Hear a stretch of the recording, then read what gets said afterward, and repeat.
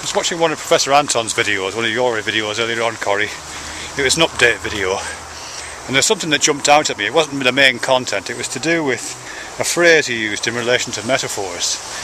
And you were talking about, we were talking about this life as a gift, life as an imposition thing. And you were saying you thought life as an imposition, I beg your pardon, life as a gift was a good metaphor, or a better metaphor. I don't really want to get into this, whether it was that particular debate, but that phrase struck me as really interesting. The criteria by which we judge a metaphor as good or not, and judge one over the other and say one is better than the other or not. Because that's really interesting, actually. I hadn't been thinking about that recently. Because metaphors, we do recognise a metaphor that's good and one that's less good, or one that's strong and one that's weak, or those kind of things. But when we do that, we're applying criteria, aren't we? We must be applying criteria, whether they're overt or whether they're tacit, whether we're keeping them to ourselves or we're sharing them. We're applying some kind of criteria. And that criteria must relate to the purpose, I would say, that the metaphor is trying to serve. Because it's doing some kind of work for us, isn't it, that metaphor? And we're judging how well it's doing that job by by this criteria, and then we're saying this is doing it effectively, therefore it's a good metaphor. But there's more than one purpose, I think, that metaphor serves. I mean, all metaphors serve purpose. They're not just little flourishes stuck on this foam on the top of life, are they really? They serve very specific purposes, and they wouldn't have been around so long if they didn't serve some kind of purpose. And they all do, and they have some things in common. They have some common purposes. They're all aids to thought.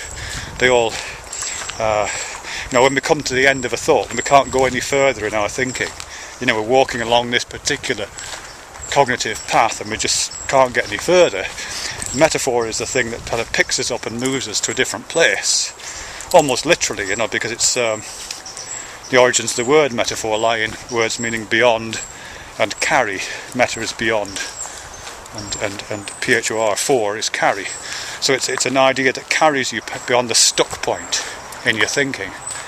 And there's a good argument. I mean, certainly a lot of neuroscience and a lot of cognitive linguistics would say that metaphor is the key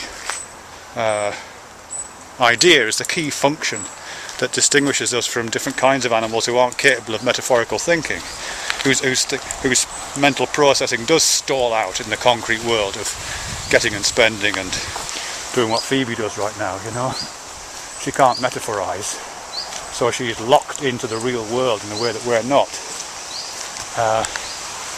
We can do the other thing. We've got this tool which, as I say, can pick us up and move us to different places in our thinking. And why we'd wanted to do that, and what kinds of places it can move us to, and what purpose we would want to choose one direction for our metaphor to take us over another, and how we feel about where we are when we get there, is all to do with these purposes and the criteria that we try to enact out and try to meet when we do these metaphors, and ultimately, as I say, whether we judge one to be good or bad, and one to be better than another. Just let this chap go past, hold on. Okay, so what functions do metaphors serve? And can we play these functions back into the idea of good and bad?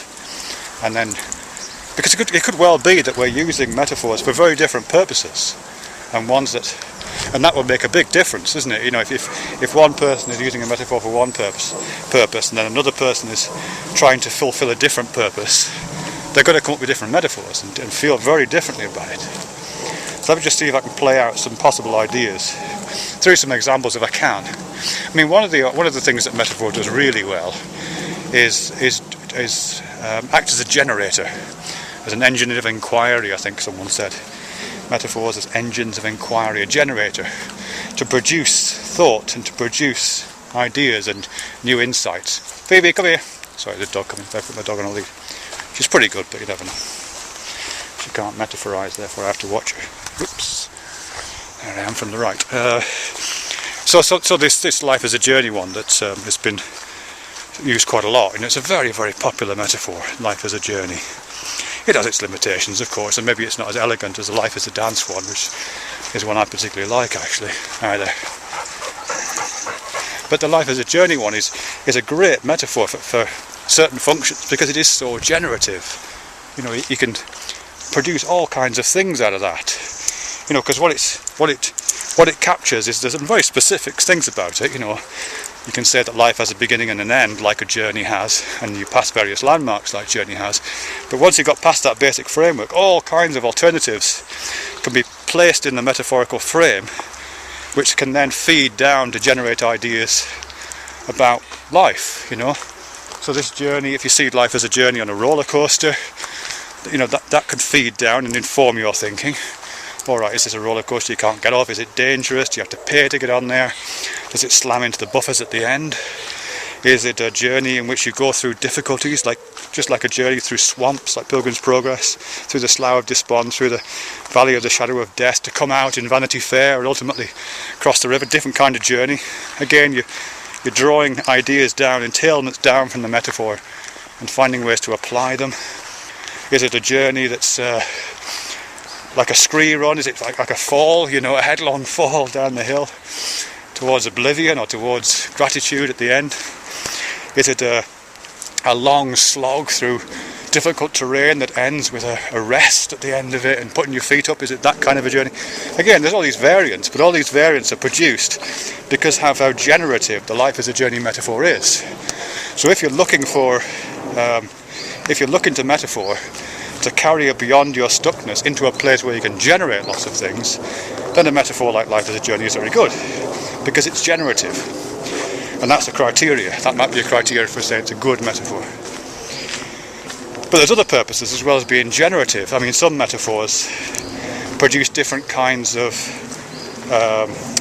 feelings attached to them. They serve different functions in terms of how we respond to them. Some metaphors of death, for example. Metaphors of death. Death is another abstract concept. We talk about it a lot in metaphorical terms. And some of those are quite dark. You know, we talk about death as going into the darkness sometimes, or as crashing out, or being cut off, or decaying. You know, we use these kind of metaphors. And we also use metaphors of going into the light, or going to sleep, or going to a different place. And again, these are metaphors. And some of those are good metaphors to use in certain circumstances. You know, if you've just been bereaved, or someone you know has just been bereaved, then it's probably a good thing to use metaphors like going into the light, or going to sleep, or going away, or lying down. You know, these metaphors of death, because it brings comfort. You know, there's nothing wrong with comfort, nothing wrong with that. You probably wouldn't talk about slamming into a brick wall, being cut off, decaying, you know. Equally valid, but you wouldn't use it in those circumstances.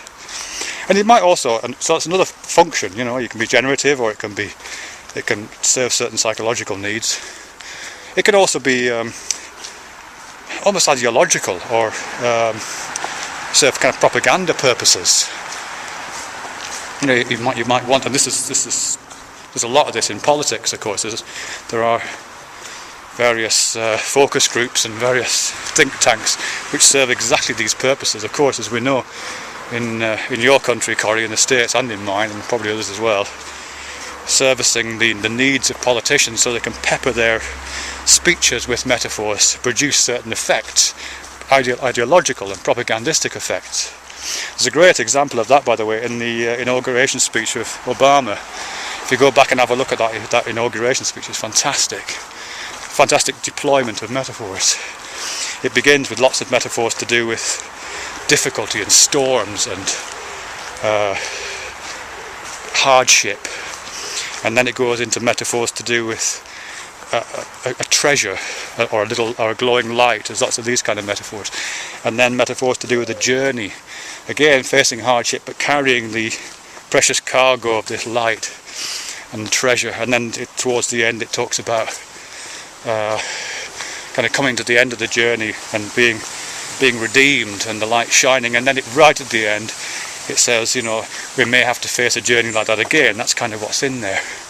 So it's basically a telling both of the story of the Pilgrim Fathers crossing from Europe and facing all those hardships, and the hardships of the first winter before the Thanksgiving, and it's also the story of the move west, you know. So it's a fantastic little encapsulation of what it is to be American in many ways. The myth of the true myth, but the myth nevertheless of America, captured in the metaphors of Obama's inauguration speech, is fantastic. And that's another use that metaphor might be put to, isn't it? To sell a kind of ideological principle, to unite certain people around a set of beliefs. And if you some people would think that's a good thing, and I guess if you're on the right side, it is a good thing. And I'm sure there's others, I'm sure there's other uses for metaphor, just to help us understand things. Some things are just so difficult that you can't understand them at all without metaphor. A lot of scientific inquiry begins with a good metaphor. The Big Bang started with a good metaphor. It was a joke. Fred Hoyle came up with the term Big Bang. It was kind of an insult.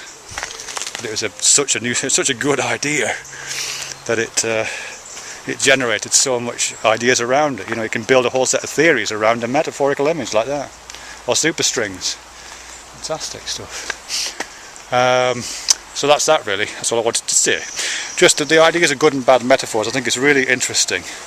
But good and bad metaphors always come out of the purpose to which that metaphor is being put. In other words, a good metaphor is one that serves its purpose well. But since there are different purposes, then it's quite often the case, I think, that a person might be judging a metaphor on the wrong criteria. You might be judging a generative metaphor because it's not providing comfort. You might be judging a comfort metaphor because it's not allowing you to think the impossible. You might be judging an ideological metaphor because it isn't confronting you with difficulties. Good stuff though.